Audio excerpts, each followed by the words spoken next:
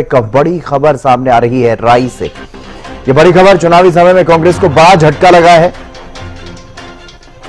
राई से पूर्व विधायक जयतीर्थ दहिया ने कांग्रेस छोड़ने का फैसला लिया। कांग्रेस पर विश्वासघात करने का आरोप भी लगाया। ये बड़ी खबर, जयतीर्थ दहिया ने टिकट बेचने का आरोप लगाया है कांग्रेस पर। ये बड़ी खबर आपको बता रहे हैं। चुनावी समय में कांग्रेस को यह बड़ा झटका लगा है। राई से पूर्व विधायक जयतीर्थ दहिया ने कांग्रेस पार्टी छोड़ी और कांग्रेस पर विश्वासघात का आरोप लगाया, टिकट बेचने का आरोप लगाया।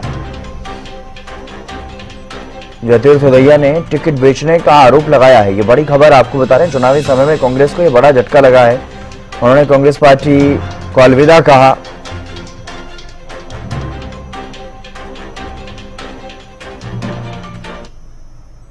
मेरे वर्कर्स को एक अंडरस्टूड है, मैंने जब कांग्रेस छोड़ दी है तो एक मैसेज चला गया कि मैं कांग्रेस के साथ नहीं हूं। कांग्रेस में क्योंकि जिस तरीके से पार्टी इसका टिकटों का वो वितरण हुआ है वो बड़ा एक शर्मनाक और उसमें बड़ा वो करने वाला है और जिसमें वर्कर्स बड़े जलील हुए हैं।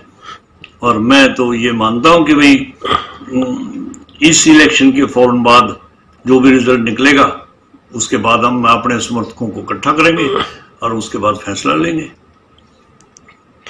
तो सीधा सा है कि कांग्रेस को वोट ना करें। ये फैसला तो ये फैसला पार्टी छोड़ने का तो मैंने खुद अपनी जलालत बर्दाश्त नहीं कर पाया। मुझे जिस तरीके से धोखा दिया गया, मुझे जिस तरह से हुड्डा साहब ने जलील किया, मैं वो बात बर्दाश्त नहीं कर पाया। लाजपत हमारे संवाददाता हमारे साथ जुड़ गए अधिक जानकारी के साथ। लाजपत, क्या कुछ वजह बताई जा रही है? मुख्य रूप से जयतीर्थ दहिया ने कांग्रेस पार्टी को छोड़ा, विश्वासघात किया और टिकट बेचने तक के आरोप लगा डाले। जी बिल्कुल, मुद्दा की जयतीर्थ जो विधायक जो राई विधानसभा क्षेत्र से उनके पिताजी भी यहाँ से मंत्री रहे हैं और काफी राजनीतिक कैरियर रहा है। कांग्रेस पार्टी से काफी लंबे समय तक परिवार में रहे हैं, लेकिन अब नाराजगी जो दिखाई दी है वो साफ दिखाई दी है। कहीं ना कहीं काफी गंभीर आरोप जो है भूपेंद्र हुड्डा पर लगाए हैं। आप समझ सकते हैं कि अब राजनीति जो है चुनाव का दौर है और चुनाव के दौरान जब राजनीतिक लोग जो नाराज होते हैं तो पार्टी को काफी बड़ा नुकसान होता है और कांग्रेस पार्टी को अब काफी बड़ा नुकसान होगा क्योंकि काफी बड़े सर्जित चेहरे रहे हैं। अगर अतीत की बात करें तो अब जो मौजूद जो चुनाव लड़ रही है कृष्णा गहलावत और इनके सामने ही जयतीर्थ लड़े थे जब जयतीर्थ विधायक बने थे। वो भी ऐतिहासिक एक फैसला हुआ था, 3 वोट से जयतीर्थ विधायक बने थे। अब वही स्थिति थी चुनाव की भी, लेकिन कांग्रेस पार्टी ने जैसे इनका नाम काटा तो काफी नाराजगी दिखाई दी। साफ आरोप लगाया है कि जो पैसे से ही टिकट को दिया गया है। तो आप समझ सकते हैं कि अब राजनीति किस तरीके से खेल खेल रही है।